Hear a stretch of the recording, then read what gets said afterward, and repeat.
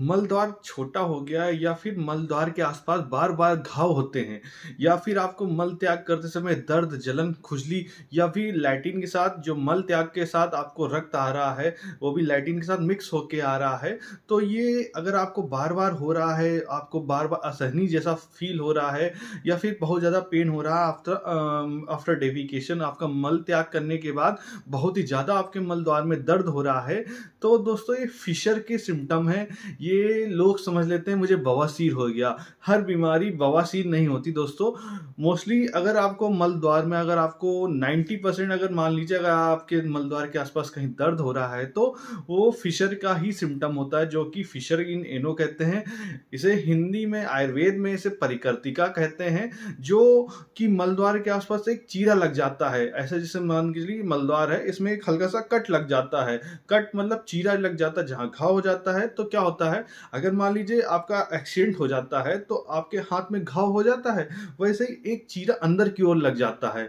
तो वो एक चीरा या फिर 2 चीरा या फिर प्रोक्टाइटिस चारों तरफ चीरा हो सकते हैं। इससे जो बीमारी जो होती है वो फिशर एनो कहा जाता है जिसको, और ये एक प्रकार का लॉन्गिट्यूडिनल कट होता है। और इसमें होता क्या है दोस्तों, बहुत ही असहनीय पीड़ा होती है। क्यों होती है? क्योंकि वहीं से रोज लैट्रिन पास होती है और घाव जल्दी भर नहीं पाता। अगर घाव भर भी रहा है तो बार-बार फाइब्रोसिस होता रहता है, मतलब घाव बना और फिर उसके बाद घाव हील हुआ, फिर उसके बाद फिर बन गया, फिर ऐसे लगातार बनता बिगड़ता रहता है, तो फाइब्रोसिस हो जाती है। फाइब्रोसिस होने के कारण वहाँ का जो घाव भरने की क्षमता है वो थोड़ा-सा कमज़ोर हो जाती है, क्योंकि बनने और घाव घाव बन जाता है और फिर उसके बाद भरता है। तो बार-बार फाइब्रोसिस होने की वजह से उसका जो घाव भरने का टाइम एक्शन है वो डिले हो जाता है और ये घाव भर नहीं पाता। ये बार-बार यहाँ फिशर इन एनो होता रहता है और फिशर बेड हो जाता है, जिसके कारण आपको बार-बार जब भी मल मल त्याग करते हैं, मल त्याग के लिए जाते हैं, तो बहुत ही असहनीय दर्द, या फिर सुबह 10 बजे मल त्याग के लिए गए या फिर 8 बजे गए, 6 बजे, फिर ये 12 बजे के आस-पास या 2 बजे तक आस-पास आपको मलद्वार में गड़न, चुभन जैसी रहेगी। आपको जिधर बैठेंगे तो आप करवट बार-बार ऐसे करते रहेंगे, ऐसे करते रहेंगे कि चुभन होती रहेगी। सारा ध्यान आपको मलद्वार पे ही लगा रहेगा। बहुत ही पीड़ादायक, कष्टदायक बीमारी है। अगर ठीक करना चाहते हैं दोस्तों अगर जड़ से, तो बहुत ही कुछ कारण को थोड़ा-सा सप्रेस कर लेंगे तो ठीक हो जाएगा। एक तो पहला कॉन्स्टिपेशन, अगर आपको बार-बार कॉन्स्टिपेशन हो तो अवॉइड करिए। फल खाइए, सेब खाइए, बिना छिलके वाला सेब खाइए और लिक्विड डाइट ज़्यादा लीजिए, जूस पीजिए और सूखी चीज़ें ना खाइए, जैसे कि सूखी रोटी थोड़ा-सा अवॉइड करिए, क्योंकि सूखा रोटी खाएँगे तो क्या होगा, आंतों में जो पानी का अब्ज़ॉर्प्शन है वो कम हो जाएगा, स्टूल टाइट होगा तो क्या होगा, कॉन्स्टिपेशन होगा। कॉन्स्टिपेशन होगा तो स्टूल टाइट की वजह से वहाँ के मलद्वार के आसपास जब भी स्टूल पास होगा तो वहाँ पे चीरा लग जाएगा। अगर वहाँ पे चीरा पहले से तो और थोड़ा सा इरिटेशन से करके और घाव हो जाएगा। ये बार-बार होता रहेगा और आपको पीड़ा बढ़ती जाएगी। अगर ये आपको जड़ से ठीक करना है तो पहले कॉन्स्टिपेशन अवॉइड करें, अच्छा खाएँ। दूसरा, एक जात्यादि तेल आता है, वो आपके मलद्वार में सिरिंज की सहायता से 3 एमएल सुबह-शाम मल त्याग के पहले डालें।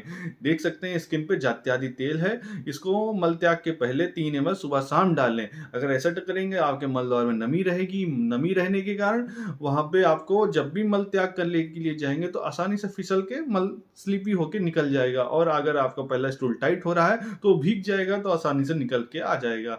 और दूसरा, आपको सिट्स बाथ लेना चाहिए। अगर सिट्स बाथ लेंगे तो होगा क्या, आपके जो मसल स्टोन्स होते हैं वहाँ पे स्फिंक्टर होते हैं, इंटरनल और एक्सटर्नल स्फिंक्टर, वो दोनों स्पास में चले जाते हैं। मतलब बार-बार फिशर होने की वजह से, क्रोनिक फिशर होने की वजह से स्पास में चले जाते हैं। जैसे आप स्ट्रेस बांध लेते हैं वैसे आपका दर्द छूमंतर हो जाएगा। अगर आपको मलद्वार के आसपास कहीं दर्द, जलन, खुजली, रक्त आता है तो आपको मल त्याग के तुरंत बाद सिट्स बाथ लेना चाहिए। सिट्स बाथ एक ऐसा प्रक्रिया है जिसमें आपको एक हल्का गुनगुना पानी लेना है टब में, और मल त्याग के बाद उसमें चाहे बीटाडीन डाल लें या फिटकरी का पाउडर डाल लें आधा चम्मच।